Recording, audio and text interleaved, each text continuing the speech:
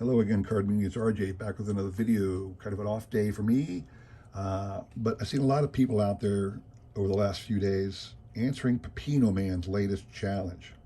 If you don't know Pepino Man, I'll include a link to his video in the description below, specifically the video I'm talking about today. He put out a challenge to everybody to submit a video response to his request that you tell a hobby-related joke.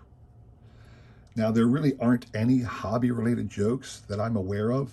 So, what he did and what he's, pretty much everybody's doing is they're taking an existing joke and morphing it to surround the hobby or something in the hobby in general.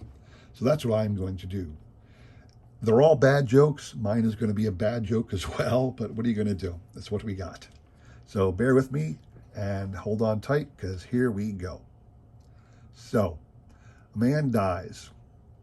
He has a single daughter who is his sole heir.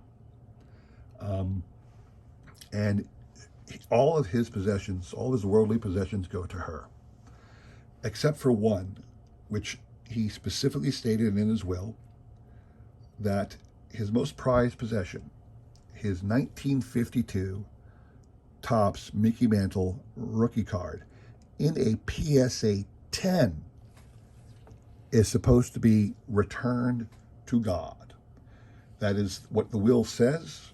When the daughter went down to visit with the attorney for the estate, she was told that that item was supposed to be returned to God. Now, the daughter, being his daughter, had no concept of baseball cards, no idea of the value of anything. She just knew this was an old card. She really didn't even know who Mickey Mantle was. Now, the attorney kind of knew who Mickey Mantle was, but he wasn't a baseball fan either. He wasn't a sports fan of any kind. So he had no idea about the card. So they're trying to think of, well, gee, we got to return this to God, right? Um, so they said, yeah, so what do we do? So the attorney says, here, let me suggest we do this. I'll call the local pastor from your dad's church, the same church you go to. I'll call him down. You find a baseball card expert. Find a baseball card person who can give us information about this card. We'll get everybody together and we'll sit down, we'll talk about it.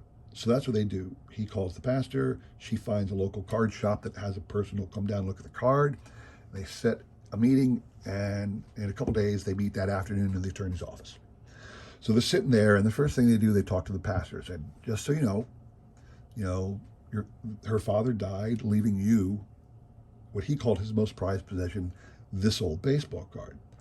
And the pastor's looking at it. He doesn't know anything about baseball cards either. He kind of knows Mickey Mantle was a famous ball player, but it's an old card. He doesn't know anything about specifically, and it's in this weird plastic case. So, they really don't know anything about what they have. And he goes like, well, gee, I guess if you want me to take it, I guess I'll put it. I don't know. Maybe we'll give it to one of the kids as a prize someday in the Sunday school. I don't know. If I got to take it, I guess I got to take it. And then finally, they talk to the card shop guy who's been sitting there, literally drooling in his mind, knowing he's the only person in the room who knows what he's got in front of him. So they ask him, okay, so we have to return this to God. We just kind of like to know, well, what's its value? And the card shop owner quietly says, I have good news for you here. Just so you know, that card is likely worth at least $10 million. Well, now everybody's mood changes. They're all, the attorney's ecstatic. His client ended up with one of the most highly coveted cards on the face of the earth. It's amazing, The pastor's thrilled. Suddenly, what he didn't know was worth anything is worth $10 million to his church. So he's thrilled. Of course, the mood of the daughter is a little different. Here she is. She inherited her dad's estate, which was, just a nice little tidy sum, supposedly. But $10 million is going to go to the church. She's not thrilled about that.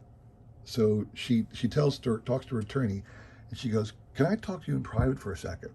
And he goes, sure. So they step into a side room. And she says, I'm supposed to return this to God, right? And he says, yes. He said, and she goes, okay, well, what if God doesn't want it? And he goes, well, what do you mean? And he says, what if I give this to God, but God refuses to take it? And he's like, well, we're kind of playing semantics here. And she goes, yeah, I know, but work with me here. And he says, well, if the person who is willed something in your father's will refuses to take it, then as his sole heir, it'd revert back to you. So she says, okay, so if God refuses to take the card, if God doesn't want this card, I get to keep it. And he goes, well, yeah, but you heard the pastor out there. And she goes, no, I get it. So that they go back in. So she says to the attorney, she goes, I got a problem here. And she's saying this in public so they all can hear now. I got a problem here.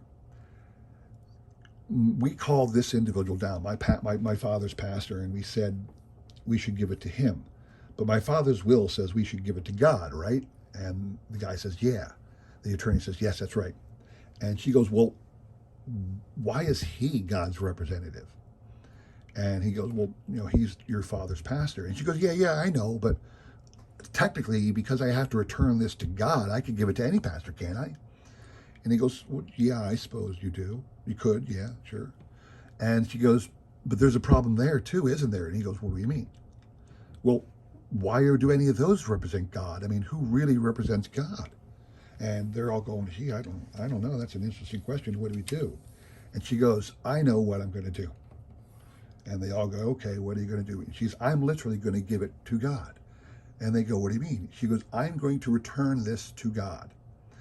You told me that if he doesn't want it, if God refuses to take this card, I can keep it, right? And the attorney says, yeah, if whoever has willed this item refuses to take it, then you get to keep it. Okay. What I'm going to do then is I'm going to take it out and I'm going to give it to God directly. And they're all like, what are you talking about?